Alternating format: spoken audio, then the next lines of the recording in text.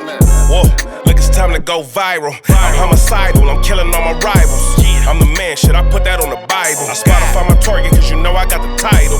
Hey, I'm a Mac too. I told baby shake that ass like she Apple. She said it's real, so she got my name tattooed. House full, so I hit it in the back room. Whoa, baby said she need it now, peep the urgency. I want a little Kim before she had the surgery. Leg spread on that hardcore poster. She love twerking, she just do it for the coach. Big dog, bull massive. 6 tray Chevrolet, I'm classic. All these niggas mad at me, that's tragic. The main bitch in the bed, that's graphic. Yeah, we about to go viral. Hey.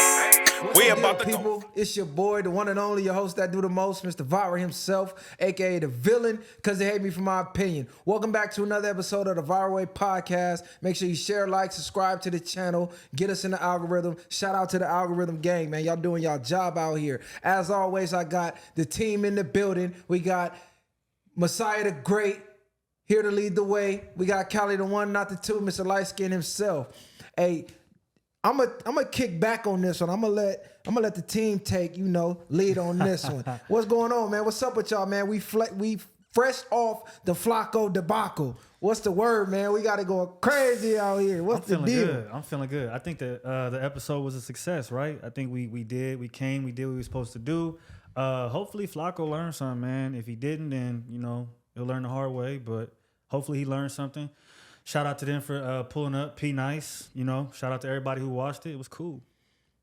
We did our shit. How you feel about it, Messiah? Yeah, I agree. But just don't miss the overall messages that niggas be presenting, because people see it one way, and 9 times out of 10 they miss what's really going on, as far as even enlightening him about the things that he does. So people still just looking at it like, oh, it's just content, but content can turn into real life shit. Hey, remember, first 5 minutes we can't curse. But yeah, it's a lot going on, man. The Ryan Garcia, he's going crazy on Twitter. Like, he's back on his rants, and this time it was aimed at us. It was aimed at us. He did Muslims. He did everybody. He said, nigga, N-word. Oh, says the first. Can we say that word? I think we can say that word. He said the N-word, the hard R, F Muslims, they pedos. He said a lot of stuff. Is he really out his mind, or are they getting him to a point? Because he spoke on a lot of different things that he's seen for his rituals and all this stuff that was going on. So are they just spinning him like they do with people? Is he getting to a point where they're trying to make him look crazy, or is he actually crazy? I think bro is very aware of what he's saying. I just think he's drunk. That's it. You think he's drunk? But that's not an excuse to say what he's saying. I think he's just crashing out because he's trying to get clout. In my opinion, he got expelled from the WBC. He got the fight. The fight fucked up. He found out he was taking whatever that steroid was. I feel like bro is just crashing out. He's drinking.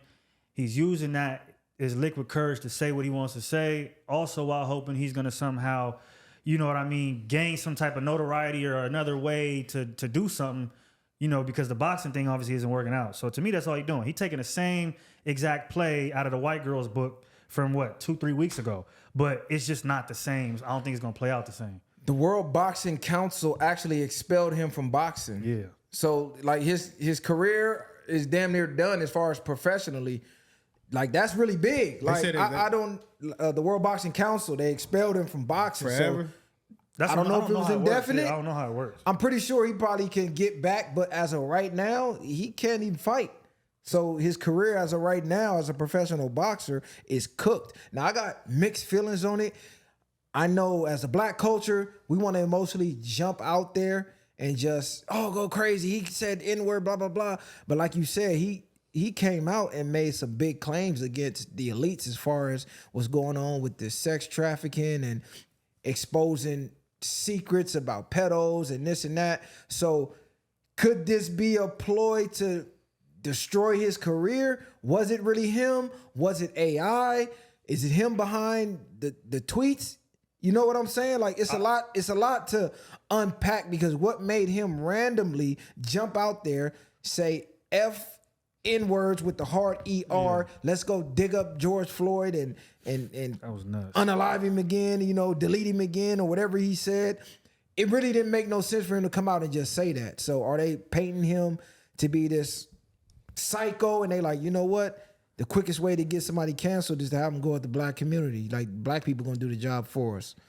I don't know. I think he's just, when it comes to the big claims, I don't believe him. The reason why I don't believe him is because I don't think everybody who's an athlete or a rapper or actor, whatever the case is, has access to the information that all of the higher ups have.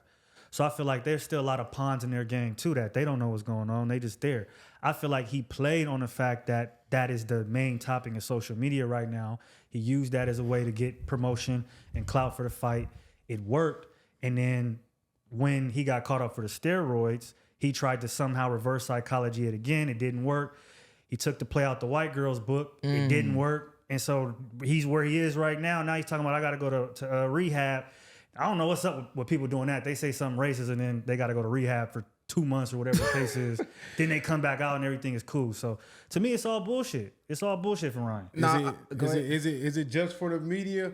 I mean, it's so many things because I look at it too, like in the boxing world, I don't hear too many boxers that, you know, they speak on far as the skill set, but I don't really hear them saying for the type of person he is, would he be a racist or would he be a lot of things?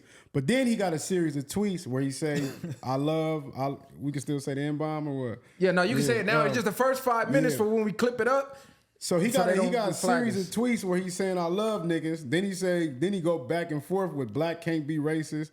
I seen babies being eaten and y'all think I'm okay. Like, are these been a cry for help now that he's spiraling out? Or is it just that, is he doing anything to get some attention? Because he's really toe up mentally. Yeah. So we don't know really what's going on with him. And on top of that, he put a picture out with a black girl. I don't know if he was romantically involved in her, but like, I basically fuck with niggas is what he was saying. But it's crazy because if you read some of his tweets, some of the shit he was saying was like, damn, cuz, not lying. It's just we already offended because he said the N-word with the hard ER. Yeah, like, facts. y'all worried about me, people saying the N-word with the hard ER, but y'all put other niggas in the ER, meaning y'all shooting each other, y'all deleting each other, killing each other, and all type of shit. Like, y'all shooting each other brains out. He didn't lie about that. More and more people's actually starting to expose us as black people too. Because we so big about, you know what I mean? Yeah, with the niggas and all this stuff. But we the main ones, like he just said, deleting each other and doing what we do. But we feel it's okay because it's us doing it to our own versus just we allowing somebody else to do what they do. The same way everybody got offended by the white girl, or we see this. If that word was neutralized, hypothetically speaking, and it didn't even affect nobody, people wouldn't even look at it the same way. These people wouldn't even be blown up by that. You know what I'm saying? I think the reason why the N-word at this point still holds so much weight is because people are telling us it does. Like, although somebody said it to my face, it'd be a different situation, like depending on how they're saying it. But over the internet, I think if we're still tripping over people saying it, it's like, to me at this point, it's just the herd mentality of this. Everybody's saying this word is wrong to say. Let's get mad when somebody says it. Who cares at this point, bro? If you're not saying it directly to my face in an offensive way, I don't really give a fuck at this point. I don't see why we're up in arms over that. Like, it's as much as it's a word, and I understand the history of the word and what's behind it, to get mad over somebody over the internet saying it, to me, is just a whole nother situation. But that's the vocal point. We live in the past of what happened and what's attached to that word. But even a lot of words transcend over time. And it's not like, it's to a point where you got to start looking at it realistically. Like, I'm not going to just allow it, but at the same time, Facts. I've been desensitized to the point where sometimes it won't bother me as much, like you're saying, unless you in a disrespectful manner. I don't get that across from me, but I know it's a lot of little kids that got white friends that be black, that be allowing their friends to say shit. Because I didn't walk to schools and shit, and then you see a black kid with a white kid and you hear him saying whatever the fuck he's saying, and you will have to check the little boy based off of the black kid. Like, damn, this is normal for them. You know what I mean? Versus somebody else. Yeah, it's a difference between, okay, I got black friends and I feel like it's cool to say because I listen to the music and I feel like I'm one of y'all and accept it, and using it with the hard ER. Like, before anybody told me it was wrong, generational trauma is real. It's passed down through your genes. So from our history with the racism and slavery, I don't even think nobody got to tell you it's a bad word or it's negative for a black person to feel the effects when they say that N-word with the hard ER. But like you said, on the internet, how triggering is it? Because I know for a fact, these bots and these trolls, when the trolling don't work, they go to the N-word hoping to try to Immediately. get an emotional reaction, and that shit never works on me. I just laugh and say troll harder. But because he has a platform, that's why he's a celebrity. He has a major platform. A lot of black people was actually backing him and supporting him and fanning him. So it's like, whoa, this how you really feel about me? And I'm spending money on your fights. I'm going to bat against my own people. When you having fights against us, I'm like, nah, Garcia, he the truth. Wait a minute, I'm an N-word with the hard ER? Like, what the fuck? So we're the easiest people to control because we're the easiest to trigger. So as long as you can trigger someone, you can control them. Like you said with the white girls, they blew up just saying nigga. It wasn't even a hard ER, but we're so emotional and we want to police this word so bad instead of let's police our community. Let's police the money that flows through our community. Let's police shit that matters. Let's police property in our community. Like, we're not trying to police anything of value. And I think it goes with the mindset of we don't see ourselves being able to. But this word, we could police that. That's easy. To get out here and try to get real estate, to get out here and try to get businesses, homes, and like, that's unfathomable to most of us. But this word, that's easy. Nah, you can't say that. Only we can say that. It don't take no work to do that. To actually build our communities up to where we have something where we can defend like every other race, that is beyond belief for most black people. I think that's why we stuck on the N-word so tough, because it's free. You're right. And the reason why we police it so tough on the internet, I feel like, is because that's one of the places where we feel like we have the power. Like you have Black Twitter. Pretty much everything we do on social media goes viral, and that's kind of what, you know what I mean, gives everybody else the trend. So I feel like in that environment, we feel like we have the power and we kind of dictate what is said and what's not said, which is, again, it's kind of silly because, like you're saying, we need to be able to have that kind of power outside of social media and be able to put that within our communities, whether that's economics, education, health, whatever the case is. That's what we should be doing outside of the social media, not on it. But unfortunately, that's one of the things that I feel like is an outlet for success. Now, you know, you got to give accountability on our end for pushing that to that point. But also I think it, you know, just by it being in an environment and being in the world, how is it not? So you can't blame people for trying to get on social media and then feeling like we control it because they've made us powerful off of it. So it's a weird situation. It's like a picking and choosing though, because if you go to a concert and they rap in the concert and you hear them saying nigga all in the crowd, it's gonna be majority of white people saying it, and you're not finna get off on nobody in the crowd. You know what I'm saying? Yeah. But at the end of the day, by us reacting and being a certain way to it, we are still allowing them to have that power. If we woke up one day and just said, fuck it, man, they can have it. They finally didn't press for this motherfucker. It is what it is. I'm not saying just allow it to be cool. I'm just hypothetically speaking in a sense. The moment you stopped reacting to it, the power would be gone. But behind the pain and the things that people went through for generations, we not gonna let that go. But we're still gonna use the word, you know what I mean? But we're still gonna do it like you said. As long as we using it, it don't fucking matter.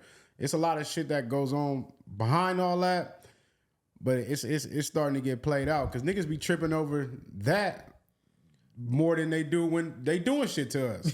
You know what I mean? You reacting more than when they get violent, motherfuckers ain't having the same type of uproar. Yeah.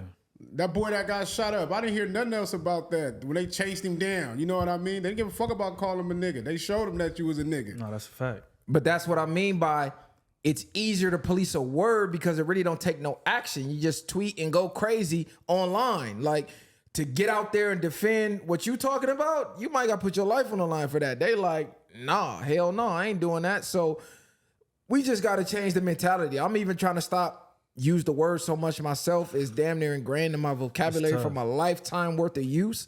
But when you watch yourself back on camera and you're using it so much, it do start to get cringeworthy. Like, damn, cause I low key do sound crazy. To an extent, subconsciously it's hard to stop. But I think like what Pac said, never ignorant getting goals accomplished. That's you feel a fact me? too, yeah. So it's really more so transcending the power behind the word versus the actual word. Because we can say a lot of shit that's never gonna stop. Bitches never gonna stop being used. Fuck all this other shit that people feel offended by when you talk to them.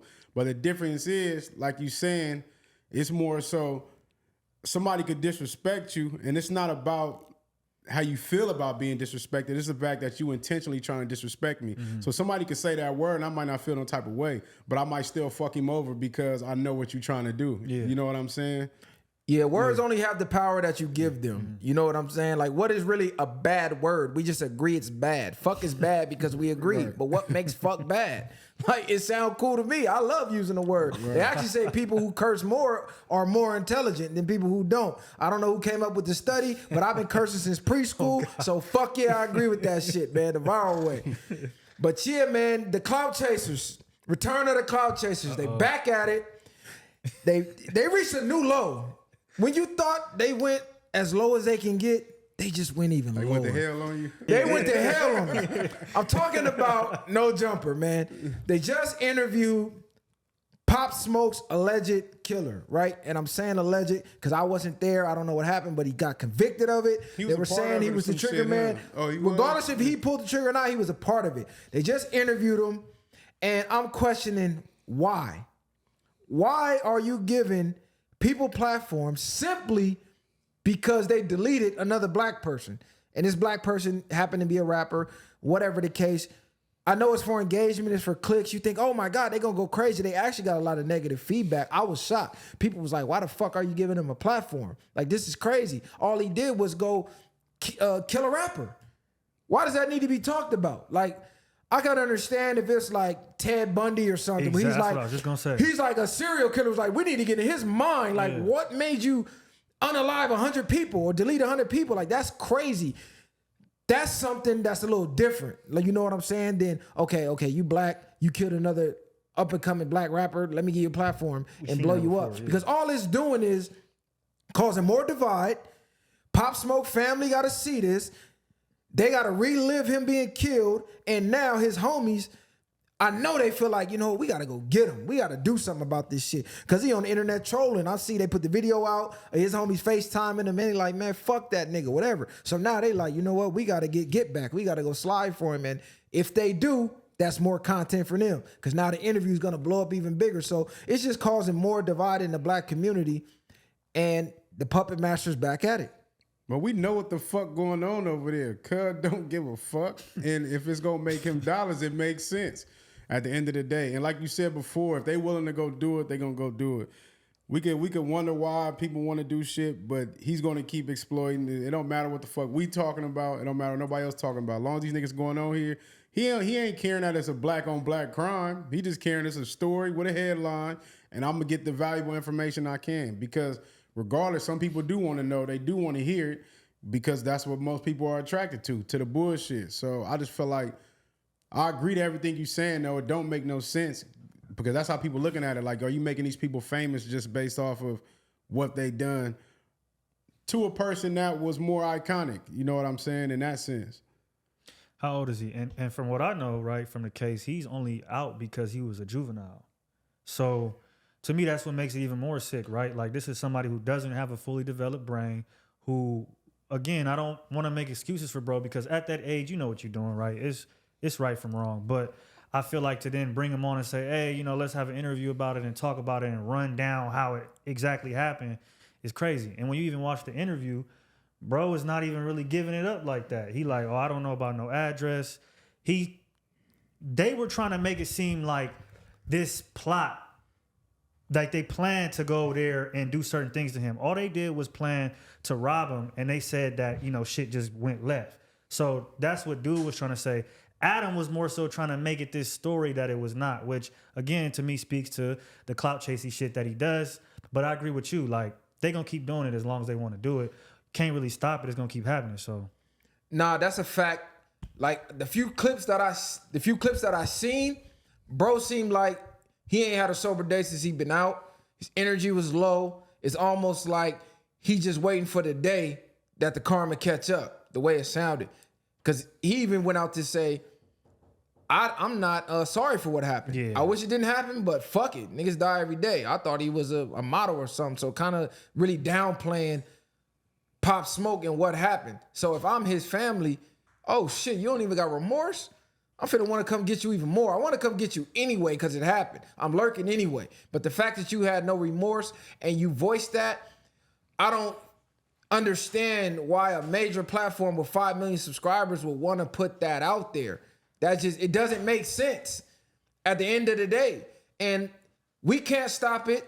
As long as people are viewing it, it's going to keep getting put out there. But this is why people want people like Adam held accountable, because you have the control over it. That's not stopping you from getting money.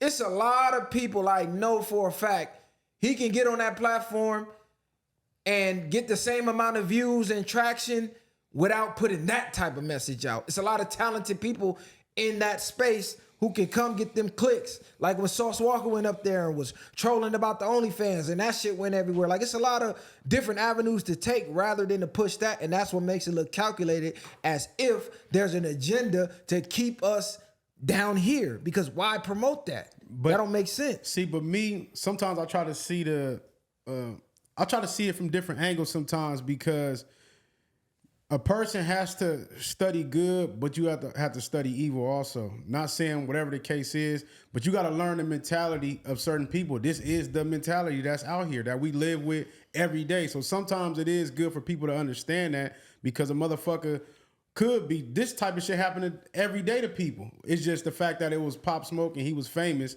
that they're more accustomed to reacting that way. They don't be giving a fuck about niggas that be in the hood getting killed the same exact way. Do they parents or do they mama deserve to get light shined on them, or whatever the case is? So that's the only difference, I think, why people are more sensitive to it. But that's the mindset. Niggas do shit every day for a bag or for whatever the case is and be like, damn, it is what it is. I'm not finna be out here living it how people expect them to be. You could judge it, but we're not in those situations. Like you said, in their mind, we just going to get the bag. It just end up probably going sour. So I don't really try not to judge it too much, but I do agree, like, far as we do need to change the narrative of how we're pushing agendas on the stories. Go ahead, bro. Come on, man. Bring your fat, goofy, blubber body, what the fuck? sweaty ass. I'm like, what's going on? Fat gummy bear looking ass motherfucker. Ain't never on time. But this, okay, let me ask y'all a question. Should we stop being so sensitive and caring about what's going on over there, or what these culture vultures are doing at this point? Would it be better for our culture to say, they gonna be the vultures they gonna be, as long as niggas going over there letting them be the vultures? Let's stop caring. Let's start pushing the platforms who aren't being the vultures. Let's start consuming that and getting that the views and changing the narrative that way, because realistically, the consumers have the power. No, everybody wants to blame the platforms that's pushing out the bullshit, but then the consumers don't want to look in the mirror and go, well, I'm consuming it. So what about that? Like, when do we hold each other accountable for pushing the views? Because, hey, they got 5 million subscribers. Y'all are subscribed. So how tired of the bullshit are you if 5 million y'all are subscribed, and then I go to this platform and they pushing everything you say we need to push, and they got 10,000 subscribers? See, but the difference, I think, for us is that, like I always say, you got to be the change you want to see. But at the same time, these is motherfuckers that's across the world sometimes looking at they shit. It's a small percentage of us that's actually living it, and then the ones that's maybe drained or tired from it, but the ones that's not affected by it, they love to see it. Like watching a damn John Wick movie. You hearing about these niggas or whatever the case is. It's an action movie to them. Damn, they doing this, doing that. Then they run in their imagination, and now they're infatuated with this person, whoever they see it is. And they mind it's a character. But to other niggas like us, this is real life. Like, y'all exploit people's lives, but niggas outside walking and gotta live that life. Versus where you can go home and be on your computer and just look it up. But you fucking this nigga whole life up by putting more light on whatever he's going through. How you feel? This is the port. Go ahead. Let me piggyback off what you said. I love that you brought up John Wick, because it's a perfect example. Okay, I've been doing Brazilian Jiu-Jitsu for 12 years. I'm a black belt. John Wick is one of the first mainstream movies where they actually incorporated Brazilian Jiu-Jitsu ground fighting into the action scenes. Now, if I watch Common do a kiss of the dragon to an inverted armbar, most people don't know what that is. But I know he did it totally wrong. And I know that in a real fight, it wouldn't work that way because his technique was totally horrible. But that is the cost when you export or market what you have to the world. Once you let them touch it, You can't complain about what they do with it. Now, we could have kept it in our own little coveted spaces and been like, the technique is most important no matter what. But as soon as we let Hollywood get a hold of it and we were like, yeah, that's awesome, now they have creative license with it. Same thing with hip hop, same thing with the quote unquote culture. Snoop, NWA, whatever else the names of these groups are, they wanted this stuff to be worldwide. That was their mission. Guess what? When you let the world touch it, it loses authenticity. It loses authenticity. So gang banging, for whatever reason, we felt like it was something we wanted to export to the world. We wanted to let people go around the world, China and stuff, getting on stage, singing rap songs that these fools can't even understand. We can't be complaining now that it's taken on a life of its own. Once we give them access to where they can pay for it and buy it and consume it and put it on the market, man, sitting up trying to gatekeep it is a thing of the past. Because now they're doing what they want to do. I got a question for y'all. But I look at it different because it's like, all right, I come from this. This is what I am. So I'm going to be proud of this, whether you love me or hate me. So fuck it. I am what I am. And if you're going to judge it, you're going to judge it. It's not the fact that you automatically got to glorify it, because I'm not going to go tell nobody to go in the trenches and do this and do that. And I know what are consequences and the things that you got to go through living that life. And a lot of niggas is not ready to go through that. But you judging me off of, that's like being in a poverty-stricken country. You still gonna be proud of your flag where you at, but it's like, damn, I don't want you to live like this either. But I got a question for y'all. I feel like the conversation or the topic of conversation when we talk about this is a split in the culture, right? Pretty much is what we're talking about. So my question to y'all is, at the point we're at, do you think the people or do you think there should be a succession of black culture? Like, should people who want to see black culture going a certain direction, should they quote unquote secede from what black culture is now? And if so, what would black culture look like if we do that? I think it should be just like our economy, a free market. Let it go through its natural evolution with everybody participating in it.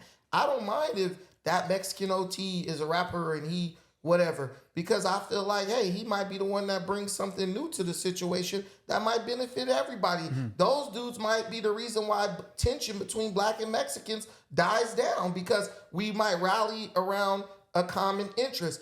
Ultimately, when we didn't check stuff, like, I'll give you an example, like on Menace to Society. When we let them dudes portray a young black dude volunteering to suck some dude's dick for an 8-ball of crack, that's where we failed at. Japanese people, it don't matter. I watched the movie. Is that a reality in some places? This is what I'm saying. A reality is that women called geisha sell pussy in Japan. But they never had a sex scene in the whole movie. They never did a Halle Berry Monsters Ball moment where a dude is flipping her ass over the couch, beating that shit up animal style. Because they gatekeep it. They let you share in their culture under their close supervision. Somebody should have made $500,000 off of Boys in the Hood and Menace to Society, just making sure they didn't portray us in a light that was too negative. So we let these dudes get our stuff, John Singleton and these dudes, we let them take stuff that was a part of our experience, and they just degraded it. They took it to the lowest possible point of no return. It's too late. It's 30 years later. But that was the reality. No. A lot of that shit was really going on. Just because it's the reality, there's a way to do it with class. Schindler's List is the reality. How many people did you see with their skin frying off of their bones? There's certain stuff that you don't but this let what people I'm saying. portray in your culture. No, but it don't matter. You don't sugarcoat it, because this is really going on with people that's going over there. It's not. People is really getting beat up by the police. People is really doing these things. And if you desensitize that, then that's fuck everybody else pain that's really actually living and dealing with that. Why would you soften that up? Why would I soften that when this is what you need to see? Because I'm seeing it.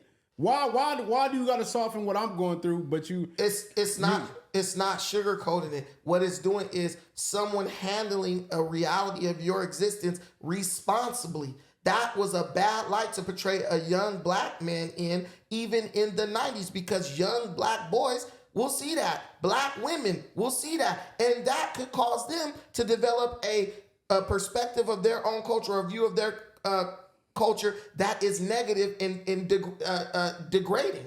So there's a way to do everything. Back in the day, we used to watch movies, Arnold Schwarzenegger and stuff, right? Have y'all noticed we watch action movies and there's no blood anymore? Nobody even noticed that. You still could go watch action movies. You don't see all that blood and gore, people with their heads getting chopped off. It doesn't diminish the quality of the movie because they found creative ways to do the same thing while taking into consideration people's mental health, the negative impact of this stuff that it could have on, because what was happening? White kids was watching that stuff, going to get a gun and shooting people and doing all that stuff, and they say, whoa, this is having an impact. Let's do the same thing in a more creative way. Use your creativity. Some of the best movies I ever watched. I think that's cap. I think they don't care about your mental health. For one, I don't know no action movies where they still not showing blood. Right. For two, you bringing up a fairy tale Arnold Schwarzenegger movie that had nothing based on somebody's reality. So what I mean is you're talking about menace to something that was a reflection of somebody's real reality. That don't coincide. That's like bringing up the fucking Matrix. Yeah, you got pieces of certain things, but we know niggas ain't dodging bullets like Neo. Well, why couldn't they have a Mexican crackhead volunteering to suck a dude's dick for crack rock, or a female who's volunteering to do something like that? That's actually more fitting of the reality. They have Mexican movies that's doing that weird shit. I never saw a dude. Wait a minute. American Me. They had a rape scene in there, so I got called a spade. They did it too. But you didn't see the dick going in the booty on American Me. You didn't see that on Menace? Did you want to see that, nigga? I don't want to see. And he didn't even see nothing. The nigga got killed. He So what are you talking matter of about? fact, he tripped him for doing it. Bro, that was to me, that scene was totally unrealistic. You're gonna kill a dude because he's all strung out. A dope dealer would It wasn't be like, strung man, out. He did he that. was strung out. What you're saying is I'm that saying- it might subconsciously give people the impression No, that he said he not talked worth about nothing. pulling the whole shit out. The nigga didn't even show nothing. He said what he said to him, and he killed the nigga. Was that realistic to you? The fact that some dude killed a crackhead. Yeah, hold on. that. Dudes been killed for less. It's been dudes. Yes. Been dudes killed for saying SMD. Have you ever suck my seen dick. that? Have you it ever don't matter seen what that? because you didn't see it. Don't make We've it a never reality. seen that in the You hood. never seen it, but that don't make it not You a never reality. seen it either. I never seen a lot We're of from shit the that same happened. neighborhood. And But those look, times, the killers, niggas was chipping niggas for nothing in the 90s and those 80s and those eras. Dudes wasn't chipping crackheads. Crackheads are a you source don't of know, money. you Why don't you gonna know, kill you your don't know money who was source? getting killed. man, you crazy as hell. Hey, but look, this to answer Kylie's question. I already answered it. No, you answered it in contradiction. You said it should be a free for all, and then we need to control the narrative. So No, which one I is said it? it's too late to control the narrative once you allow people to do shit like that. I never contradict myself. This is my thing. I'm all for people choosing their own reality. So that's just what it is. People are choosing the reality that they prefer. We get on here week after week, and people in the comments say this what they want, and they all under the No Jumper comments saying this what they want. But guess what? You're still under the comments of No Jumper. You're still subscribed to the channel. You're still watching the shit week after week. You still reading the comments? That's your first problem. These people in the No, comments. hell yeah, I read comments. The I study. audience don't even know what they want. I get that, but that's what I'm getting at is they're getting exactly what they want, because if they didn't want it, channels like this channel or channels like Billy Carson, like I always go back to shouting out the ones that's providing a different outlook on us and a different image of us, but they don't have the same following because it's not as trendy, it's not as cool, it may not be as entertaining. You may not even know what the hell they even talking about. This is why I like Joe Rogan shit, because he can get people from all walks of life. He don't even gotta know about it. He there like us watching. Damn, for real? And that's entertaining. Because Joe Rogan would have did what you did with Flacco first. Instead of even responding, Joe Rogan would have said, how about you just come over to the show, explain to me your perspective. That's why he gets those people. If people don't know what they want, bro, a woman might say, I don't want a fat dude like Uncle Ruckus. Well, pull out $40 and she's all about it. You know what I'm saying? She didn't know she wanted it. Until she knew she wanted it. That's all I'm saying. We can't even use the women. And most of these dudes was raised by those women. No, for sure. It's true, but my thing is with black people, do we need to stop trying to save everybody? Because every black person feels it's anybody's responsibility in the limelight to save us. And I'm like, do we want to save ourselves at this point? Because the shit that we doing, we know it's fucked up. What? We know the shit we're doing is keeping us at the bottom. We're still doing it. Listen. It's getting hard to defend niggas, and it's getting easier to look at niggas like Charleston White like, you can't even be mad at this nigga low key. What black people? Oh, sorry. Now go ahead, because I could say, or could it be like you say, people are mentally entrapped. So do they even know that they're at where they at in their mindsets, far as if they think they free, but they not really free. They think they're making choices based off their own kind of thinking, but they're not. So if you have a different understanding of that, should you still reach out for your people? It's the law of the jungle. It's natural selection. 40 million people in America that are black are like a blip of the black global community. It's 1 billion black people in Africa. That's why I tell every black person, go visit Africa so you can see how much you really do not matter in the scheme of all this. My grandma used to tell me, don't nobody owe you shit. So if somebody's sitting over there and want to keep entertaining bullshit and negativity that destroys them in their community, let them do it, because nature will take its course. And I'm going to be real with you. It's probably going to be way better without them. It's going to be way better. Us four can sit up and have a nice conversation. It's an idiot from probably our own neighborhood who will be pulled out a gun and try to kill all of us over some of the shit we said up here. Life is better without him. I'm a fat dude, right? I might die from a heart attack, right? But guess what? I'm going to teach my daughter, hey, look, man, cut back on the snacks. This is how you You got to live by example. No, listen, this is what I'm saying. I could give her her mom is skinny. So the thing is, I can give her the information she needs so she doesn't make the mistake that I did. If I chose not to do that, like some of these people you see, they fat as hell, they kid freaking look fatter than them. Guess what? That's natural selection. Nature is saying you don't need to be here anymore. So let me ask you this, because I hear you say often, man, these rappers ain't giving back. These rappers ain't doing that. So by your logic, natural selection, let people fend for themselves. That's why what do they you? should do. I know, but why do you hold them accountable for not giving back? I heard you said it on this show. I'm not holding. If I was holding them accountable, bro, I can talk to Snoop Dogg and all them dudes. My dad know all them dudes. Those dudes hit me up. Hey, how's your pops? Do we need something? I understand what they're not doing, while at the same time not expecting a damn thing from them. I say that to show people, look, they're not doing nothing for you. Why are you still following them, looking up to them, expecting stuff from them? Listen, expectation is the root of all suffering. If you expected somebody to do something, anything that they don't want to do, you are just putting yourself in a type of purgatory, stressing yourself out. I probably got gray hair because, I want my wife to stop picking up my stuff and moving it and then forgetting where she put it. But now I just expect her to do exactly what she does. It saves me time, saves me stress, and I can focus on me, what I gotta do. And that's what we need to do. Look, man, I can't say the black community, but if somebody come to me, if my nephew say, hey, bro, I'm trying to make some money this summer, I got $60, every couple of days for bro to do this, do X, Y, Z. He's at my storage right now, moving it from one storage to another one with my other two nephews. I'm paying for that. That's the best I could do, because that will keep them from robbing somebody, doing something to somebody, selling their ass, because that happens too, even with boys, selling their ass for some money. That's where you're going to make the most impact, not worrying about what No Jumper is doing. No Jumper going to do what they do until it's no longer profitable for them. You know what I'm saying? I agree with that, and that's why I feel like I'm at a point, and I feel like y'all are as well, where I just want to help the people that want to be helped. And so that's where I was getting at with the question of a secession from, black culture almost, is like, for us possibly, and I feel like this passionately, for us to advance, we do have to drop some of the dead weight, unfortunately. And I feel like we're at a point right now in our community where there's certain people trying to push a message, and then there's certain people that really just don't give a fuck. And then there's people who are watching both. And the people who are watching the people that are trying to push the message and they want to get on that train, that's the route that we should take. And those are the only people we should really worry about.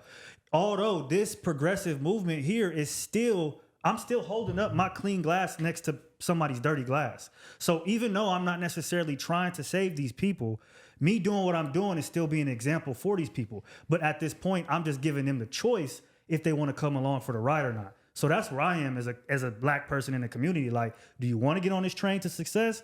If you do, come on. If not, you could watch from the sidelines. I'm going to still keep doing my thing, but it's always open. But for me, I see it different regardless. I see it different. If I get rich today, a lot of my niggas is going to get pulled out of their situations. You got a choice, like you say, to choose a certain reality and be what you want to be, or whatever the case it might be. But at the same time, for myself, I've been in these mind frames that they are in. I can't judge them because I am them. Now, I'm trying to make a better progression or make a better way for all of us, because ain't nobody else doing that for us. regardless, me and bro might be doing what we do, but we're still from where we're from. A lot of people are seeing this don't give a fuck. If they see us, they might still be on whatever they on, and I gotta be on that for the rest of my life unless I done moved out of Long Beach or wherever the fuck I'm at, or California in general. So I see it in a different light. There's the thing, right? There's this whole dynamic that exists. If you want to hold somebody down, guess what? You got to stay down with them to keep them down there. No jumper, like, for example, I don't see in my mind, it makes no logical sense why somebody would actually sit down and watch Flacco or listen to him. He stutters too much. I don't know if he has Asperger's or what. I'm not trying to make fun of him. I would rather sit and listen to Kali because he has more of a radio type voice. That's more like it's more accommodating to the ear. You can your ears can get exhausted. At that point, you understand that the metric isn't even the quality of the content. The metric is no longer value. The metric is degeneracy. Yeah. You have a negative mind, probably living a negative life, and you want to hear and listen to and absorb negativity at all costs. Look at all the most negative platforms. Yeah. We're sitting in a place where the people probably have nowhere near as much money as No Jumper is getting right now. Why does this look way better than No Jumper? There's nothing invested back into the people who watch the channel. We gonna fix stuff up to make it look nice for them. They don't give a fuck about those people. Those people don't give a fuck about them. They understand that, right? Adam let his own wife get screwed by some dude on TV. Like, for real. You think this guy is in a place that's healthy in his mind? So let those idiots and everybody who watch him have that unhealthy space. If you look at YouTube or any social media, the majority of the most successful channels are positive content. Nobody's making more money than Mr. Beast. He don't talk about nothing negative. Nobody got an $11 million or whatever dollar deal with Joe Rogan. He's not talking about nothing negative. The problem is, in a way, and we just got to be honest, we look at what they got, and low-key, we have some type of, it's a bit of jealousy at what they're able to do. But we have to look at it in the right perspective. They're getting that because they're appealing to the lowest echelon of humanity. Just negativity and bullshit. We gotta go high. We gotta be like, damn, the Obamas. You know what I'm saying? Like, let's just talk about high level, high power stuff. Let's be about what we, say we're trying to be about. And I think that we'll reap the fruit of that, and it'll be way more lucrative than anything else. No, that's a fact. We've been coming on high level shit since day one. But I think it's a little different. It ain't so much as the jealousy. It's so much as maybe caring too much. Because I got the same mindset as bro, a similar mindset as far as, I can't judge one because I was once one, but I understand, like, bro, it's just so easy to break free from that mindset. And I don't mean easy in a way like, oh, you just wake up tomorrow. But from the outside, from being on the inside and now on the outside looking back, it's like, bro, how do you not see what I'm seeing? And it's frustrating because when you care about how your people is represented and how y'all are viewed, and you want us to do better, and you want us to elevate as people, not just us four, not just my niggas. I mean, my people. I really care about this shit and always have since a kid. So it's frustrating when the messages aren't getting through and you reach a point where you're like, you know what? Honestly, to some people, it's never gonna get through. We gotta leave these motherfuckers on the island and let's go build this palace over here. Let's go build paradise here. And if they too stupid or too closed-minded to just open their mind like, hey, I got a fucking boat right here. I could just float across. They just want to make excuses of it ain't no way to get across. And we giving them every avenue to get across. And it's, nah, it ain't going to work. Or nah, all right, fuck it, cuz you stuck. It's hard to really come to that realization because now I feel like I'm giving up on my people. But some people, you have to. For me, it's like, all right, let me climb to the top of this mountain. Let me see what's on the other side first, and then, hey, come here, Carl. Let me show you this way so you can see the top of the mountain and you see a better view. Versus us just, we can't pull them out the mud right now. But once you're at that point, I feel like you should, regardless if they see it or not. It goes back to that same damn fucking movie with the black nigga with the what was the shit when he had the glasses on? Oh, They Live. Yeah, you might gotta beat his ass. Nigga had to squabble a nigga. 10 minutes. You gotta see this shit. He fighting him back, and had to really fight his boy that he wanted to see so much. It frustrated him because it's like, nigga, it's this simple. All I'm doing is hand you the glasses. Put these motherfuckers on. And it's that simple but frustrating, but I have to down there beat his ass for you to understand. Yeah. And now you see it clear. Now it's fucking you up. And now you on a movement with me to help the next person. You get what I'm saying? So a lot of that shit is different.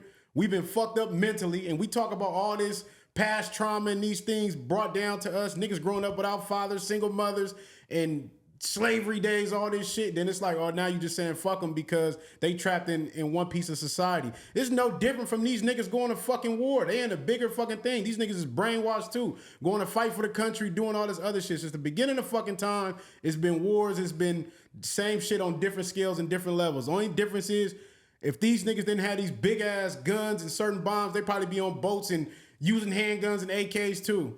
Now, but it's a more level of seriousness of, oh, I could blow up a whole motherfucking state if y'all get to acting up versus a nigga going around the corner and doing what he do. And all of it, sorry. No, go ahead. No, I got a question for y'all. That's what I'm saying. Like, how do you think the dudes who got the atomic bombs and the heat-seeking missiles, how do you think they got to the point where they could do what they do and the dirty little Arabian dudes is still in the cut, still trying to shoot you with an AK and cut you? This group was more cohesive than that group. That group kept being divided over Sharia law and all other type of sectarian violence. They never got a chance to evolve because they kept worrying about what the other group of people was doing. And they were like, we're going to force you guys to do what we want you to do. And they never evolved because they had to stay down to hold them down. Look at a pack of wolves. You can't name one race that's going to sit here and say half the shit we just said. They're never going to say, oh, I'm not going to teach. I'm just going to lead them. I'm going to do this and do that. No. What I mean is their unity is going to make sure that they get it. They're going to make sure that your kids get it. If you ain't getting it, they're going to make sure that you get this information. I know, yeah, I might gatekeep it between our race, but our race is going to be strong. They're going to understand 10, 15 years from now, this is the plan. The same way they got the fucking the Jim Crow shit, how they came up with that together to make sure that they stay strong and they keep the infrastructure right. This is the game plan. We can game plan and not tell nobody else the game plan. Let me say this. First of all, we speak on other races and we don't really understand how harshly other races deal with people who don't get on code. Man, Asians, you ever saw that movie Fast and Furious? It's a bunch of, remember the dude's son got caught selling drugs? He walked in, his daddy slapped him and banished him in 5 minutes. It was a 5-minute conversation. Don't bring your ass back here no more. How many of us, my aunt, bro, if we do that, if blacks do that, you'll be like, these niggas degenerates. Let me finish. No. Let me finish. One of my family members, my aunt smoked crack for 20 years, bro. My grandma just kept letting her come back in the house, kept like, I would come in the house like, why is this person here? This person ain't doing nothing but causing trouble and bringing negativity to like a tranquil environment. If that girl was a part of any other culture, Mexican, Asian, whatever, she would have been told, look, do not come back here until you get yourself together. And they would have enforced that more overwhelmingly.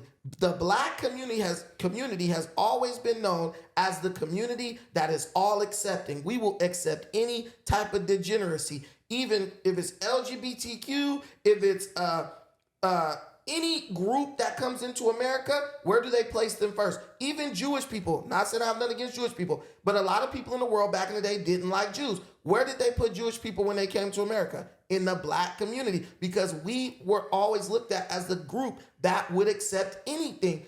And that's okay, but it can have a detrimental impact on your evolution as a society. You have to draw a line in the sand, gatekeep things. Those same Jewish people, those same Italians, they got put in our community too. But why do you think in New York and stuff, there was a beef between Italians and blacks, Jewish people and blacks? Because they came into our communities as like victims and needing help, and then they became adversarial once they got strong. So we're too accepting is basically what you're saying. Even of Bottom our line, we too accepting. Part of that, yeah, but at the same time, it's more so keep infecting us with the poison. It ain't always just about, oh, we accepting. It's about we don't need them to do no progressing.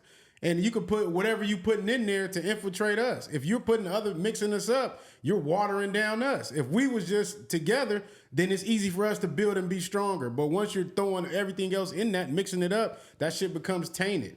So I don't think it's always just about. So don't mix it I up. got a question for y'all. Do y'all think that we can progress without, or let me rephrase the question. Do you think people like Nipsey Hussle and other people within our community that have, I feel like, been examples of the street culture, but also, economic success and other things, do you think that if he and others in our culture in general were to drop the street culture, they would have gone farther and had a different outcome? Oh, what you mean? Like, you know what? So this is what I'm saying. Like, when you think of Nip, right?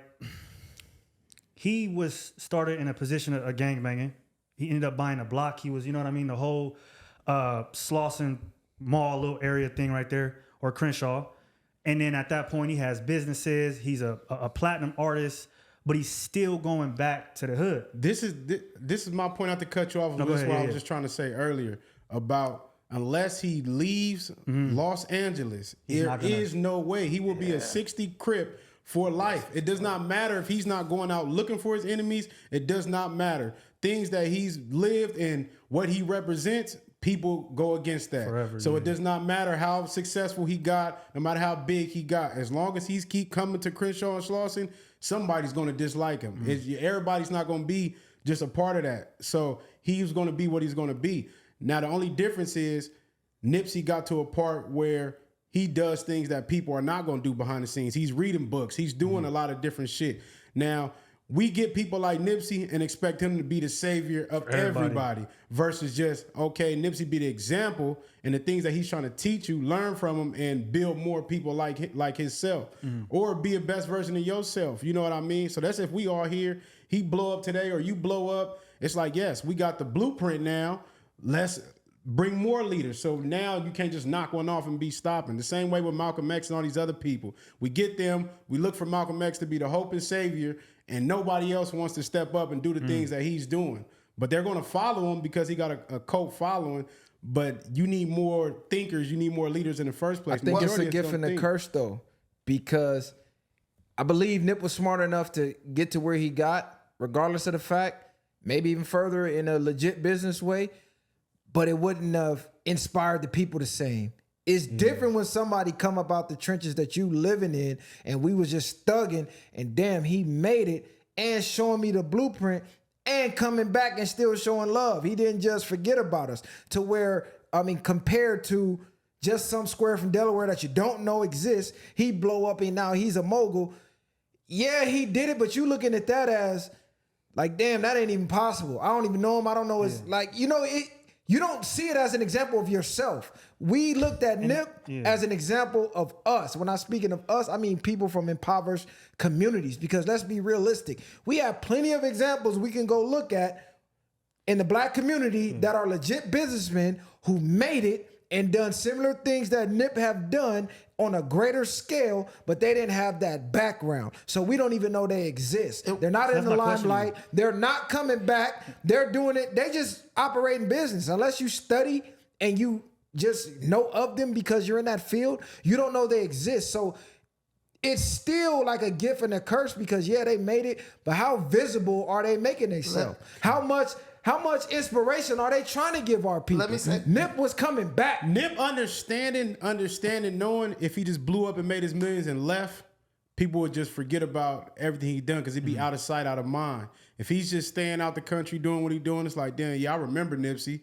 But by him coming back, building around the shop, this is a reality for people now. Like you just said, you're seeing him visibly. Damn, I see him driving his Benz up down the street every day. Like, we know for a fact that he making millions or he doing what he do. So I think that's a different understanding and a different reach. That's why people can fault him, but he was trying to do more and be the example for the people. What I would say is I think we go too deep on these type of conversations. Everything is a mistake made, right? The first thing I want to say is Nipsey was a Eritrean person. Mom was Black American Eritrean, right? We'll talk about Black immigrants, but let's divide it down the middle. His Eritrean side really is what nurtured the entrepreneurial spirit in him. Let's be real. And his Black side is what ultimately cost him his life, right? Black American culture cost Nip his life. Eritrean culture made it to where Nip was able to do something that was unprecedented in Los Angeles, right? That's why I think the mixing of the cultures is probably the best thing, as opposed to trying to do this like delineation. But let me say this. That was a cold breakdown. Wait, just one thing. But that's why their point is valid as well, not to cut you off, because exactly what he said is pretty much what you said, is if he didn't have that street backing, it wouldn't have been, I don't think the Eritrean side can go and be as impactful. Like Nip can't be as impactful without the black side. That's why I'm saying the mixing. No, That's why I said but being in the area he was in, because you can say the Eritrean side wasn't, but he grew up in Los Angeles all his life. So he didn't even get to meet that side until he was already. But his dad. He's saying the values that they have are instilled. But his dad was around. I know, but what I mean is he didn't get to even understand and embrace that culture enough until he was about 18 years old. So majority of the things he did learn was from his brother, already being a hustler at 10, 9 years old. Then it's like, well, you most likely you following suit. And like you said, you probably taught different morals and values, but a lot of his gang stuff is what produced that too. Maybe the things he went through channeled him to become something better and bigger than himself. What I'll say is, his dad was around. Like, he wasn't like abandoning him. Nah, you right. So he, Africans is entrepreneurial. You go down Crenshaw, they got all types of businesses, clothes stores, all that. What I'm saying is this: Nip made a horrible mistake. He got up, friend got out of jail. He was excited about that. He went down there without his bodyguard. Even his bodyguard was like, I don't know why he didn't wait for me.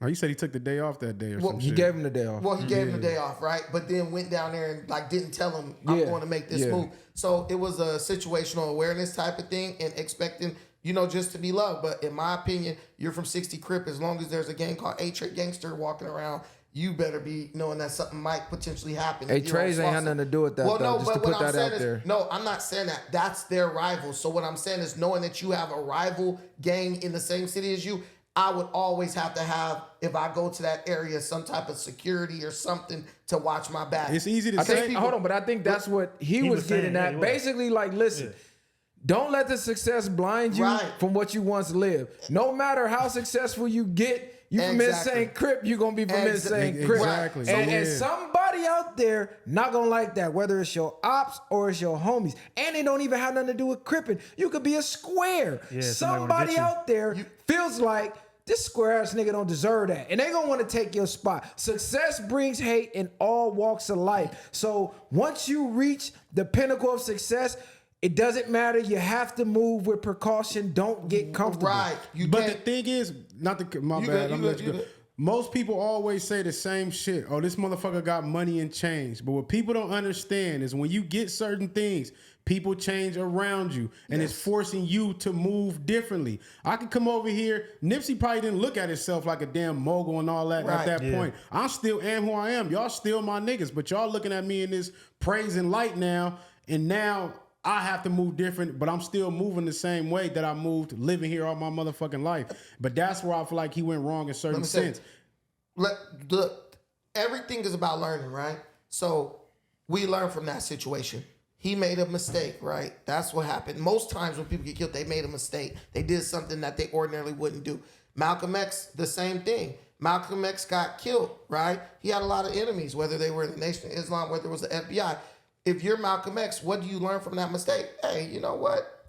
I'm pissed off about what's going on in this situation. I didn't like what Elijah Muhammad was doing. But at the same time, I got to realize that in about 2-3 years, I'm going to be running this organization. Why not wait for 3 years, take your position that's coming to you no matter what, and then change the organization while it's under your tutelage, as opposed to saying, F this, let me go speak out against this person, speak out against this person, and put a target on my back. We have to learn what's called situational awareness. That's another conversation. I'm glad you brought that up, because I'm not even going to say it's no mistakes. God don't make no mistakes, man. When it's your time to go, it's your time to go. No. When it's your time to go, it's your fucking time to go at the end of the day. Because we can sit here and say, who's to say he was wrong for one of his mans getting out of jail, and I'm finna take you to my store and get you some clothes. He wasn't wrong. That's not really what I was on. That's what I'm saying, though. But at what point was he was wrong? He was wrong because he got killed. If he just did that, popped up like he usually do, got his boy some clothes and left and went and did what he did, the niggas wouldn't have nothing to say. But what is the same? But this is the same thing with Malcolm X. Malcolm X chose not to have guns in his venue by his own state of mind, and he knew that people was after him and people wanted to kill him. But by him thinking how he was thinking, well, I can't be afraid of my own people. If I'm trying to bring my people together, I should be able to go in a venue without guns and whatever the case is. But the smarter, like you say, situational awareness, you shouldn't go nowhere without a gun. But it's like, or at least armed security. yeah, but well, why? But he's feeling like, if I'm for y'all, I'm putting my life on the line every day for y'all. This is why I say it does not matter sometimes. You still have the ignorant person, or you still have somebody that's going against what the fuck you're doing. When it's your time, not to cut you off, but I'm agreeing with both of y'all. When it's your time, it's your time. But situational awareness has to kick in. We have to learn from others' mistake. Look, niggas hated Jesus. You know what I'm saying? So, Peter had a sword. No, but what I'm saying is, I could feel like, damn, these my people. I shouldn't need guns. What has history showed? I probably should be having some security in this motherfucker. But listen, when they came to the Garden of Gethsemane to get Jesus, the disciples had swords on them. But y'all cut off new ear. So though they were men of God, they still stayed strapped. Jesus, they knew something but it don't matter. On. Jesus picked fucking Judas, and he knew he was a snake.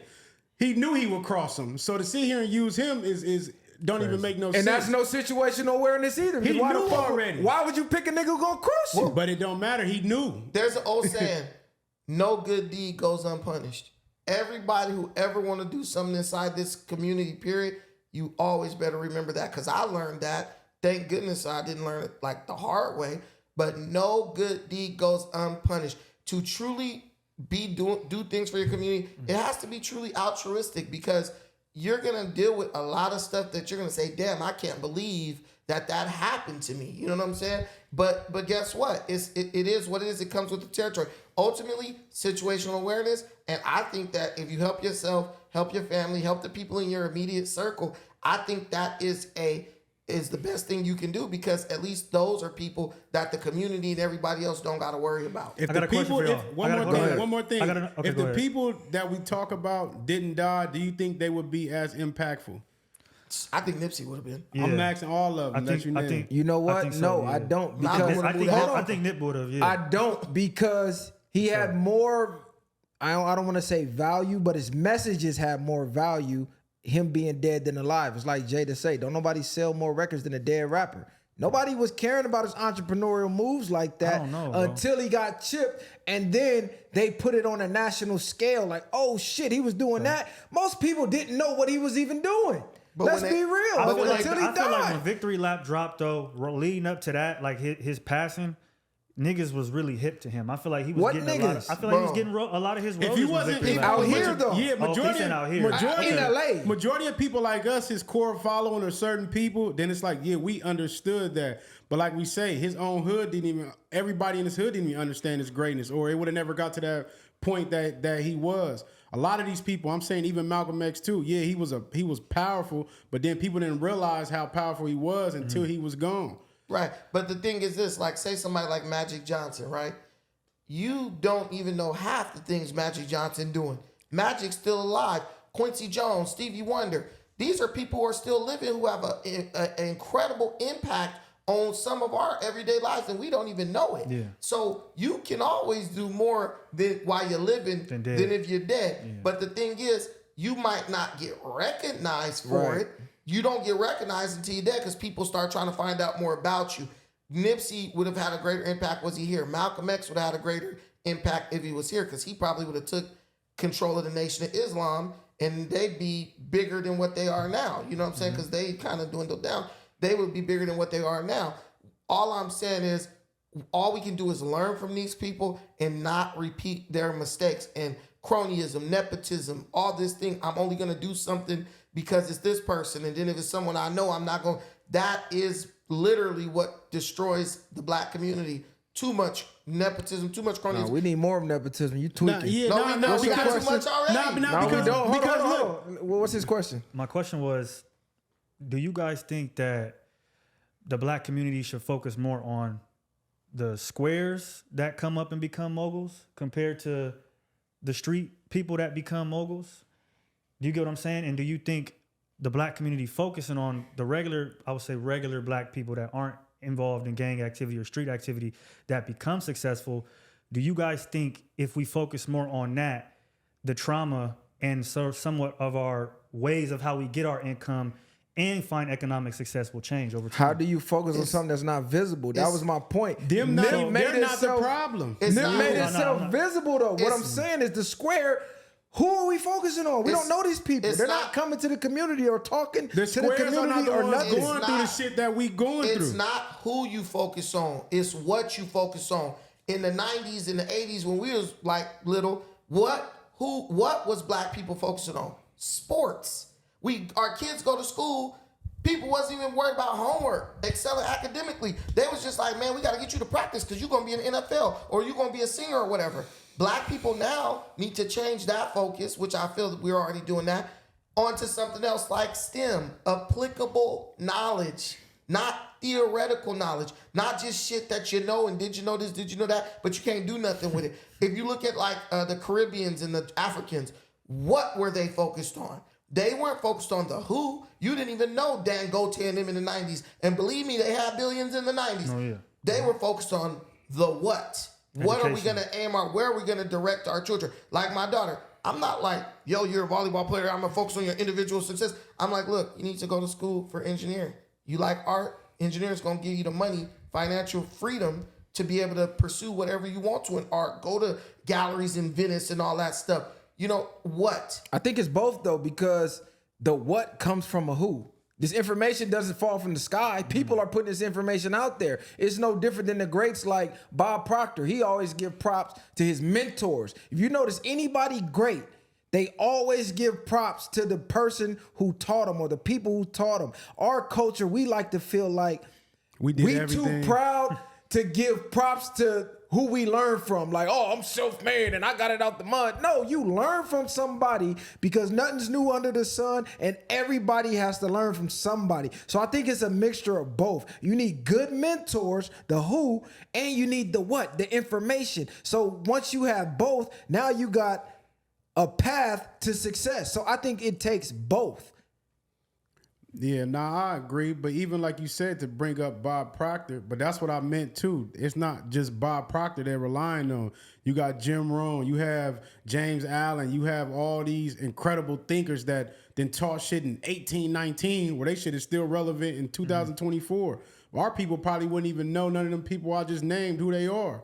You know what I'm saying? So thank God for white people. Huh? Thank God for white people telling us about it. Relax. White people telling us about it. He got to do that once a show. It's not about just white people, but you can say we don't know about all that, but we've invented mostly everything that there is to be something, and our people don't understand this shit as far as how smart we've been. We've taught these people things to even know about inner works and all that type of shit. So that's why I be mad at y'all about the hip hop argument. Why are we focused on that when we got so many other things we've done and are doing? But that's kind of my question. But to go back to what he was saying, which one do we focus on? You're saying focus on the squares. A square can't come to the hood while I'm doing bad, ain't got no money, and do all this. Then he sit here and try to preach to me when he don't got to live the way I live. Until he can understand and go and last in my shoes, then I can understand where he's coming from for the most part. And that's what I was trying to tell Flacco. Listen, it's the reason Jesus, whether you believe he's real or not, message is so powerful because he went out there to live like the people. I'm poor like y'all. I'm going to come out here and thug it with y'all to show you I'm living through what you living through, and I'm going to make it out, and I'm going to show you. Like I told Flacco, it's different when you're in the game. No one can come, like you could be a couch quarterback all day, study game tape your whole life, understand the X and O's. Guess what? When Brady walk in the room, your opinion is irrelevant. You know who opinion matter? Joe Montana. Somebody who was in the game and in them shoes and winning them rings. They speak a language you could never speak because you never had to live it. Same way, if I'm in the hood, you never had to deal with your best friend getting chipped. You never been to jail. You never starved. You never went nights with no lights and had to boil water for hot water. Like, you never had to do that. Or go to your neighbor's house and borrow shit. You never lived it to be able to tell me how to overcome it. Right. So my thing with that is I agree when it comes to the Flacco situation. I don't agree. Because I kind of echo chambered that sentiment. I guess what I'm speaking on is when you're learning something, why should I have to go to, you know what I mean, somebody who, for instance, if I want to learn how to become a a millionaire. I'm not a millionaire now, and he might have taken a whole different route than me to get there. Or for instance, we listen to a lot of millionaires that had a trust fund from their dad or mom, and then they took that money and they built it. So I don't necessarily think we have to learn from somebody who is in the exact same walk of life, because more than likely when you learn something, it's going to be from somebody that you're not really in the same environment yet. Then when you learn, you can join them up there. So I feel like to a certain degree, you kind of have to look at the people that are not in your walk of life to a certain degree if you want to get to where they are. That's the only way you're going to be able to do it. Well, Your teacher is not going to reach me. The things that you teaching is not going to reach me because I don't even have an open enough mindset to even be thinking about that. I'm thinking about surviving this moment, this day.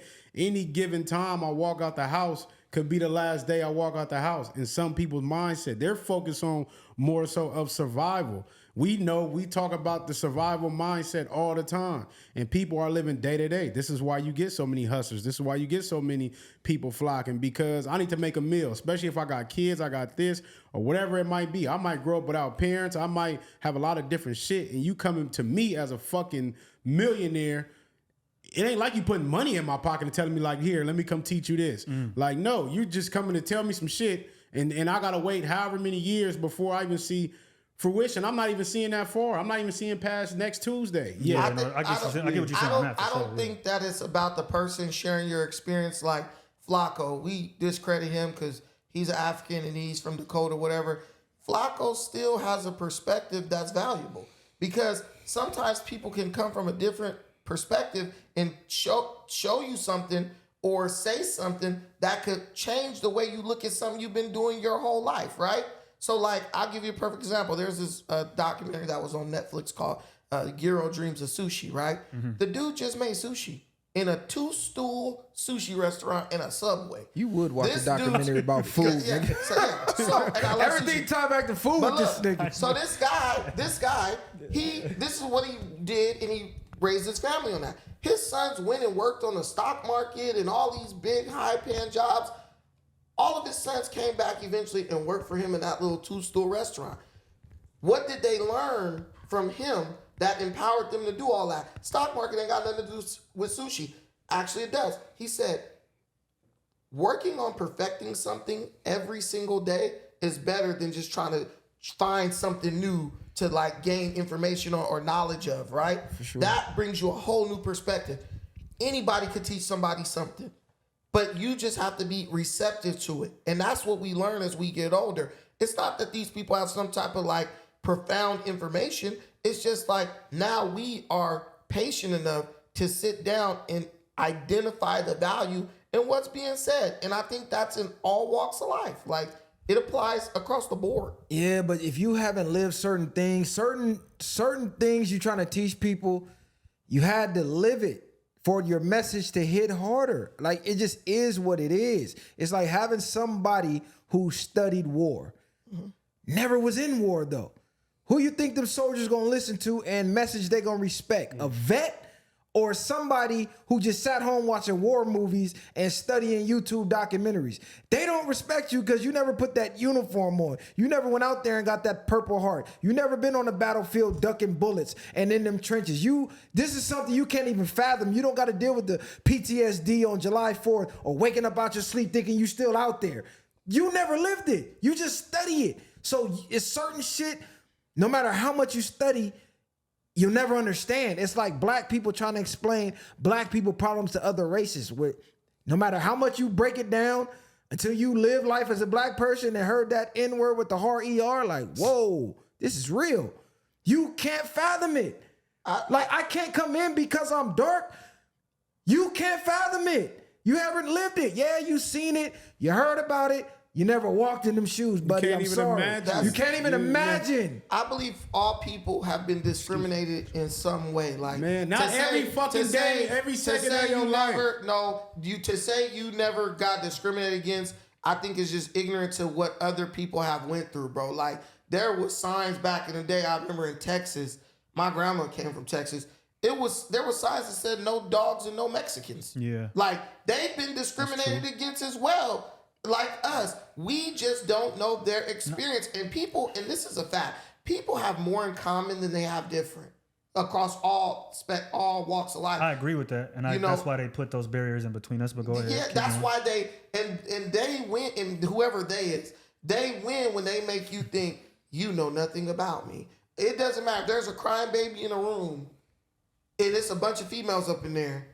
Every female, regardless of their race, gonna go see what's going on with that baby. Like if they're mothers, they got that nurturing in them.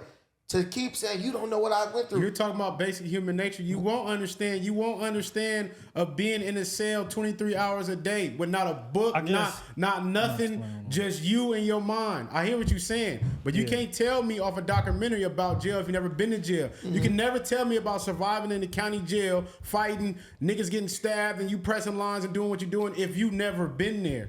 You can say what you want. I seen jail. Damn, I could just imagine or whatever. You don't know. But maybe a dude who's been to war can relate to you on that because he's been in a situation. He's lived something similar. No, but you said if you haven't been to jail, and that's what I'm telling you. A lot of people been through things that are similar. It's just not the same thing. This is why y'all will not reach it, because even when you was talking in my mind, it's like, yeah, I hear what the fuck he's saying, but it don't fucking matter. Well, that's right now. That's got nothing to do with us. That's you. But that's the whole point is what I'm getting at. It don't matter because you're not, even as he's explaining and I'm explaining, you're not understanding. You're not getting it. So what if I said, you're this is the difference. So what if I said because y'all went to jail, ain't shit y'all could tell me about nothing? That would be ignorant. That's your y'all opinion. Don't understand my life. I know, but that's your opinion. You can believe no, it. that's ignorant. We're not saying your whole life. We're not saying the is, whole life. We're saying one person. go ahead, bro. We're saying one part of an experience in your life. If you haven't experienced that, if I got some pussy and you still a virgin.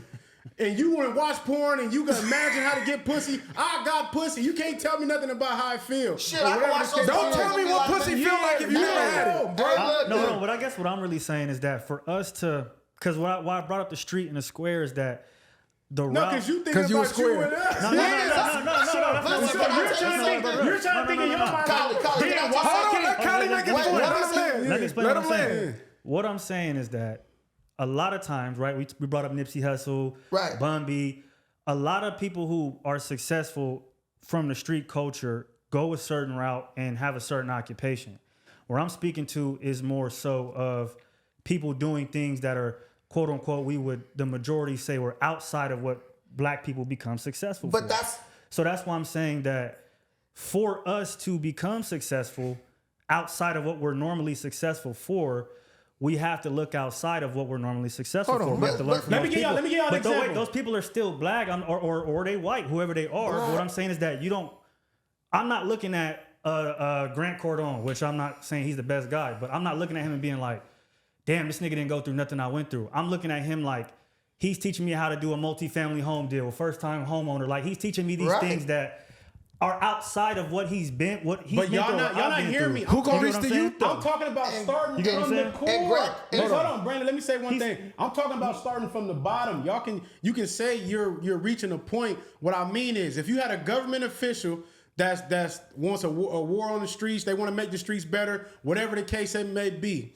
And rest in peace to Tookie Williams. Then you go get Tookie Williams to speak. Who you think the youth is going to listen to? This government person, they got the same agendas. Tookie want to help and this government official want to help. Tookie's impact is going to be way more valid than any other government official that's speaking. That's a fact. Hold on. Even his example, Grant Cardone, we're adults. We're now interested in what he's talking about. Think of yourself at 16. Who message would it hit more? They both gonna come talk about real estate. They both gonna come talk about investing. Nipsey Hussle show up to your high school and Grant Cardone. Who do you think the majority of the youth gonna listen to? And the message is gonna resonate from Nip or from Grant? Well, when I was 16, we had social media. So both of them would have been. Both of them would have been. I mean, the average high schooler. Nip would be good for the probably Nipsey Hussle. Nip would be good for the introduction to get past your walls that you got set up. But ultimately, what I'm telling you is it's all subjective because it's like, what the fuck is a square?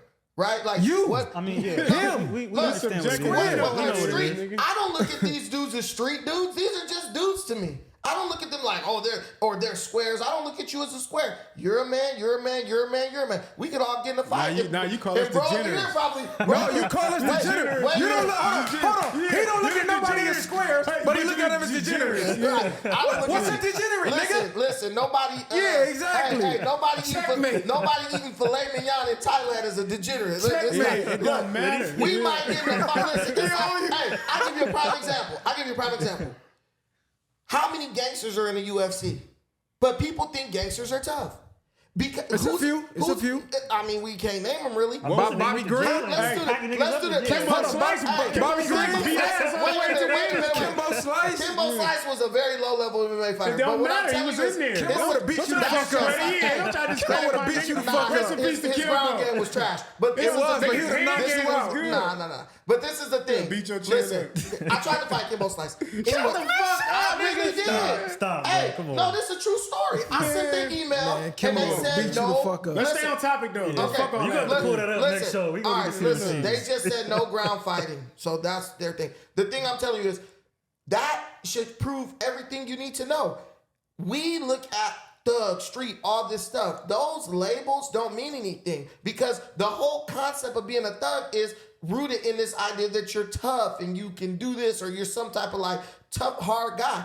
But we know from watching UFC, you see a big ass, strong black dude get knocked out by a skinny ass Asian Just because dude.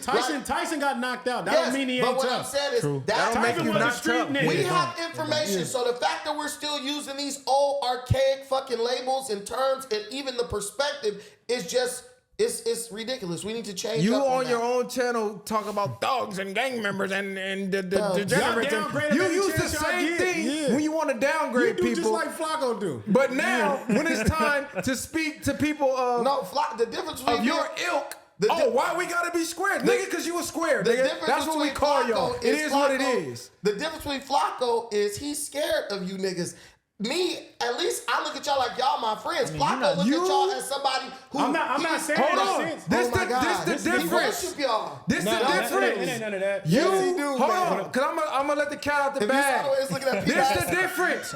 You were a fucking degenerate. Yes. You were a Crip from Yes. Long Beach. Yes. Who you no longer subscribe to the lifestyle. Right. That's why you look at us differently, because you were once us. I mean, you're not us. You're not like us. Right, I'm but not you like were us. somebody from the community. Yes. You were once a degenerate. Flacco is one of them YouTube kids, grew up on YouTube.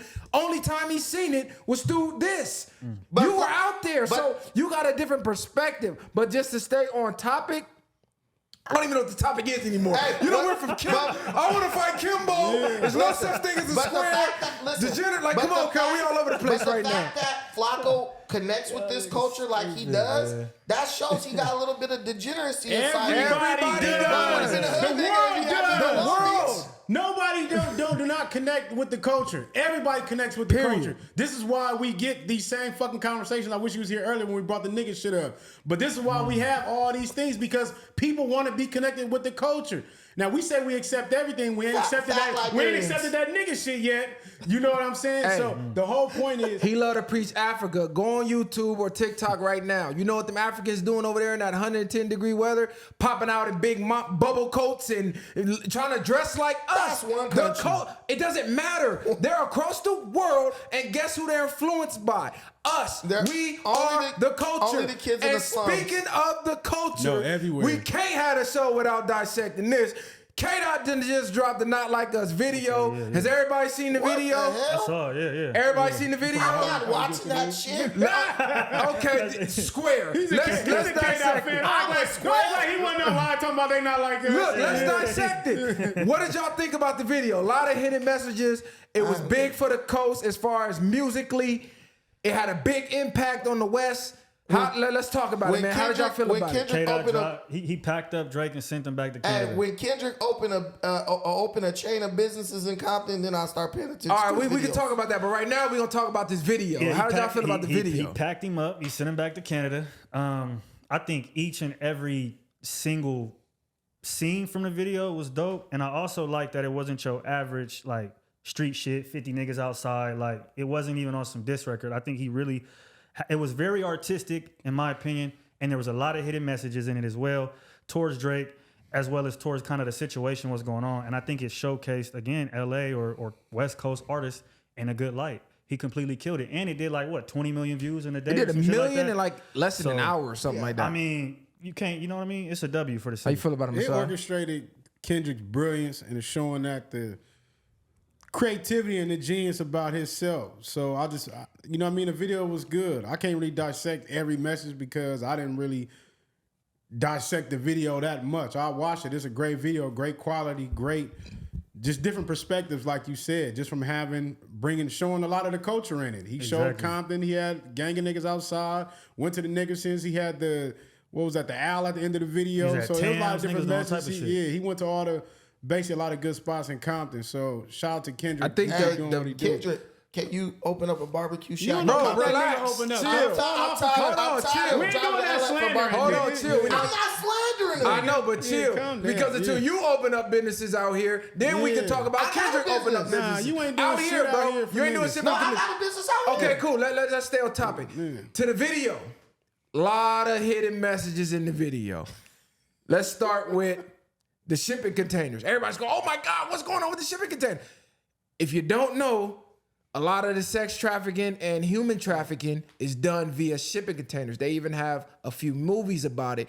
Matter of fact, one just came out on Netflix not too long ago. So he's doing a lot of the scenes in front of the shipping containers, signifying the sex trafficking thing, the human trafficking thing.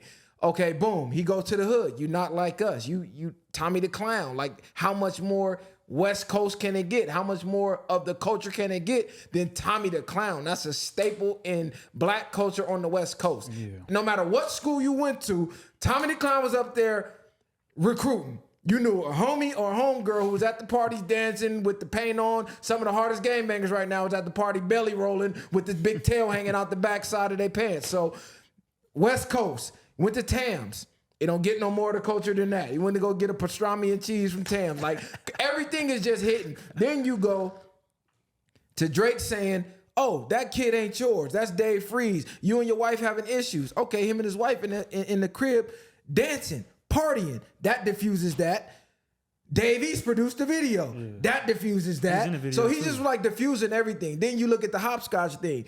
Right as he hits the A minor, he's playing hopscotch. Who plays hopscotch? Minors. Then he's making plays at Drake's videos. So Drake had a video he was with a little girl doing this shit. Too, yeah. So as he's in the room, you see Kendrick making a play on that the same way he did at the concert with the whole little dancing shit. Then what was that video? The Drake, the dark limo tape. Well, actually, it was from Family Matters. You talking about when he comes behind him, he comes behind him and gets snatched up. That's the dark limo tape or dark lane demo. Yeah. Like when Drake had the ski on, he had the shiesty on. Then at the end, he looking at the owl. Then you see him. The owl's now caged up. Like, okay, I just conquered you. Like, I defeated you. You feel me? So it's a lot of hidden messages. I know it's more than that. I only watched the video once and dissected that. I ain't really sat down and really super analyzed it. But to do 1 million in like an hour, he's doing astronomical numbers. Like I said before, I don't even think Drake can drop for the rest of the year. He's pretty much cooked anything he drops or anything he does, he's being trolled right now. Not only trolled, if Drake can make a banger, it'll still do some type of. I don't think so. I don't believe so, bro. Drake is his cool. This shifted the culture. His fan, he has a fan base that's so cemented. It don't matter what Kendrick's done. They're thirsty for a hit right now. The problem with Drake is that he went from Wagwan Delilah, I don't know what the fuck that was. He did that. Then he did what else did he do? The Sexy Red shit. Now he doing whatever he doing, Camila Cabello. He's just trying to go down the path of the little pop star thing. And at the moment, it's making him look worse. I think that while he did get packed up, if he was to come back really in his bag, he's still gonna have fans. Right now, this second, you saying what Drake is doing is smart because he's crossing over. He's crossing over into different audience. He's been doing that his whole career. But he's continuing to do that, and that ultimately is going to be the most lucrative thing. But I have a question for you guys because y'all into this. Do you think Kendrick will perform Not Like Us if he does a tour date in Canada? He gonna perform. Why not? If he won't. Well, look what happened to Rick Ross. He got beat up. Man, Kendrick is not Ross. You talking about Kdot, bro? Like he moving way different. What's the difference? Ross got more money. The way. First of all, that's we don't even know that's a fact. I don't know what their pockets is like, so I don't want to go down that route. But Kdot is from Compton. He know how to move. He grew up around the Power Rules. He got the backing of the whole West. We move differently than every other coast, period. Ross was a CO playing gangster, taking the life of somebody else from the West Coast. So you see how he moved out there. That wasn't boss-like. You see how Kendrick move around. Niggas wouldn't have got up on Kendrick like that. You're not getting up on Kendrick like that. So he can go perform not like us in Canada, problem-free. And they probably go crazy. I don't think he will though. And they gonna go crazy. I I think that's a nail in the coffin if he does. don't think he will, and not because he's scared or nothing like that. But I think he probably over it. I He think did what he did. I think the pressure. This is what I think. If Kendrick continues to put out music high quality, he wins. If Kendrick do what Kendrick been doing for the past several years, which is being, in my opinion, very lazy as an artist, barely releasing anything, then Drake wins. Because now that you've showed that you are his superior, you have to outwork him. Because that's what speaks more than anything, the work. Real artists been knew Kendrick was already a better MC.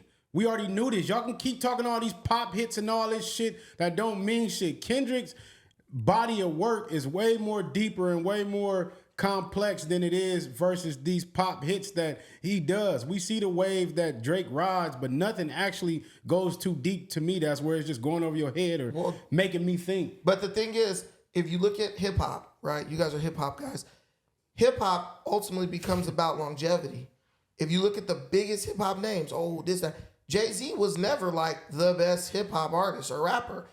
Now Jay-Z is considered the best to a lot of people. Why? He lasted for so long. Lil Wayne, same thing. Jay-Z still made quality music. That kills, but that kills your own argument. But what I'm saying is this. You're not even making no sense. No, he walking himself into the booby trap. How? You're talking longevity. Over the span of their careers, if you compare their bodies of work, Kendrick's is gonna last longer than Drake's because a lot of Drake's was riding waves that's no longer relevant. He was just making hits. If you look at Pac's discography, Pac's music right now is still relevant today to life itself and what's going on. A lot of Drake's hits, they're not even relevant right now. Nah, that's wrong because when I listen to Drake's catalog, it still to me be hidden because mostly what Drake talk about is love songs and stuff, dance stuff. That stuff always hit, bro. Like people are gonna always be falling in love. I still listen to Teenage Love Affair or whatever that thing's called. The song still hit because it's evergreen content. It's evergreen music. The homie listening to Teenage Fever. I don't even know what that is. Yeah, right. I still listen to Slick Rick. Teenage Love. And if you look at awards, Kdot got damn near just as much as Drake. We talking about accolades. They're neck and neck. Kdot might even be above him. But Drake will survive his name. But Kendrick has 17 Grammys to Drake like 6 or That's some what I'm shit. saying. But we saying he don't make quality things. Arcade Fire has Grammys. Don't nobody even know who the hell that is. It don't matter. But you're saying body of work. His body of work will last. Everything that and Kendrick takes every different category. He still has a classic album. Drake is somewhat, how can I say, if he does really have a classic. Drake has classic Name albums. one Drake album. Take care, nothing was the same. That compares to Good Kid, Mad City. Name one Drake album that compares front to back to Good Kid, Mad City. I can, but they're not comparable because they're two different types of music. And what is he doing? Singing on the Okay, he said hip hop. Listen, I know Take Care. I know, I don't think Scorpion was that good. What's the one with Western Road Flows on it? I don't even know the name of it. Okay, when we talk about longevity. I don't know the names of any of their albums, but I know which ones I listen to. Name albums that stood the test of time in hip hop. All of them. Drake music, people are still draking and driving, bro. Put on that Drake and just hit the road. Look, I think we're running out of time. Shout out Kdot and shout out Drake. We don't have no beef with Drake. We're not even picking sides. We just calling a spade a spade. They went to war. They had a battle. Drake, come to the show. Drake lost the battle. He lost the war. I don't believe he can come back for the rest of the year. I think he takes the rest of the year off, chills, go hits the studio, makes a lot of hits. Top of the next year, come out with your hits, and he'll be right back on. Hey, but I'm gonna tell y'all this. I told y'all what Kendrick was gonna do from the beginning. I'm gonna stand on that. Hey, if Drake come to the show, he totally redeems himself on the West Coast. Come to the Viral Way podcast, and we'll vouch for let's get Kdot. Let's get Kdot in the building. Let's get Drake in the building. Hey, whoever come first. Hey, I know whoever come first. To all y'all who was calling us Glazers, because we called Kdot winning the battle, blew up right in your face, man. We out of here. The Viral Way. Share, like, subscribe. Bang. Ain't no handouts, I did it from the ground up. In the streets, thugging hardest where they found us. got a problem, nigga, watch my troopers mount up. My bitches bang too, and you a lame though. You niggas ain't outside, yeah, we came through. You want your lights up, we put you on the shade.